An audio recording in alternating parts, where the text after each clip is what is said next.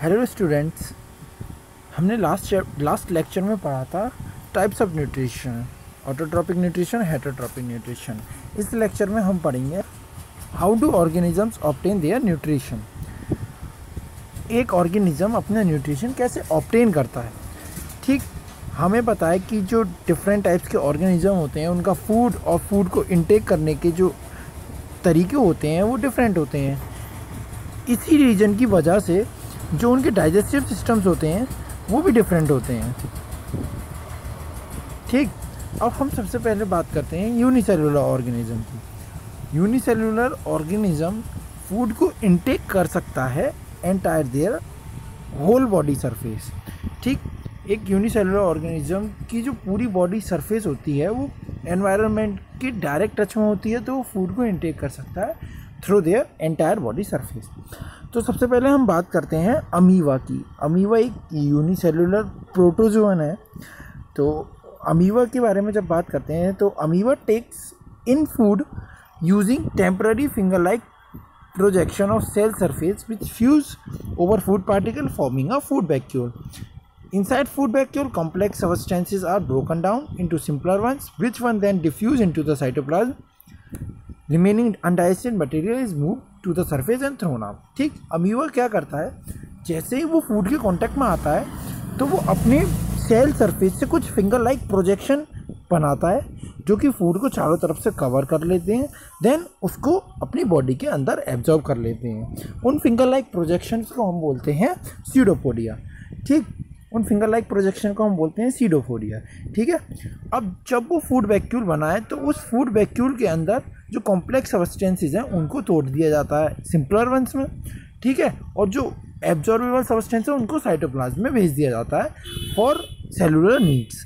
ठीक है, अब जो हमारा रिमेनिंग अनडाइजेस्टेड फूड बचा है, जो हमारा रिमेनिंग अनडाइजेस्टेड फूड बच रहा है, जो रिमेनिंग अनडाइजेस्टेड फूड बच रहा है उसको क्या करते हैं, वो सेल सरफेस की तरफ थ्रो कर देते हैं और उसको वो बॉडी से बाहर फेंक देते हैं। तो अमीबा में इनटेक कैसे होता है फूड का, पहले वो फूड के कांटेक्ट में आता है, फिंगर लाइक प्रोजेक्शन बनाता है जिनको सीडोपोडिया बोलते हैं, उनकी मदद से फूड को अंदर ले लिया जाता है, फूड वैक्यूल बन जाता है। फूड वैक्यूल में जो कॉम्प्लेक्स मटेरियल्स हैं उनको सिंपलर वंस में तोड़ा जाता है, उसमें से उनको एब्जॉर्ब कर लिया जाता है साइटोप्लाज्म के अंदर और सेलुलर नीड्स में यूज़ कर लिया जाता है।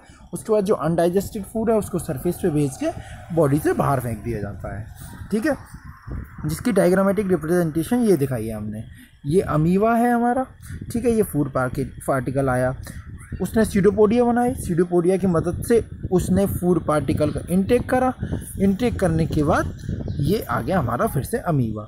ये हो गया न्यूट्रिशन इन अमीबा। ठीक, अब बात करते हैं अनदर यूनिसेलुलर ऑर्गेनिज्म जिसका नाम है पैरामीशियम। ठीक है, पैरामीशियम की जो शेप होती है वो डेफिनेट होती है, अमीबा की तरह चेंज नहीं होती। तो वो फूड को इनटेक करता है एक स्पेसिफिक स्पॉट से जिसको बोलते हैं गलेट, जो उसके लिए एक्ट करती है एज अ माउथ। मतलब जैसे माउथ हमारा एक्ट करता है फूड के इनटेक के लिए, उसी तरह पैरामीशियम में एक स्पेसिफिक स्पॉट होता है जिसको बोलते हैं हम गलेट, जिसके थ्रू फूड को इनटेक करता है पैरामीशियम। अब वो फूड को मूव कैसे करता है, पैरामीशियम की पूरी बॉडी सरफेस पे बहुत सारे सीलिया होते हैं, सीलिया फिंगर लाइक प्रोजेक्शंस होते हैं ऐसे करके पूरी बॉडी पे। जब वो सीलिया को मूव कराते हैं तो वो उसकी मदद से फूड को गलेट की ओर मूव कराते हैं, जिसकी वजह से फूड उसकी बॉडी में चला जाता है। तो ये हमने तो एग्जांपल पढ़े यूनिसेलुलर ऑर्गेनिज्म के फूड इनटेक के। ठीक है, वो कैसे अपना न्यूट्रिशन ले रहे हैं। ठीक है, अब हम पढ़ेंगे न्यूट्रिशन इन ह्यूमन बींग्स।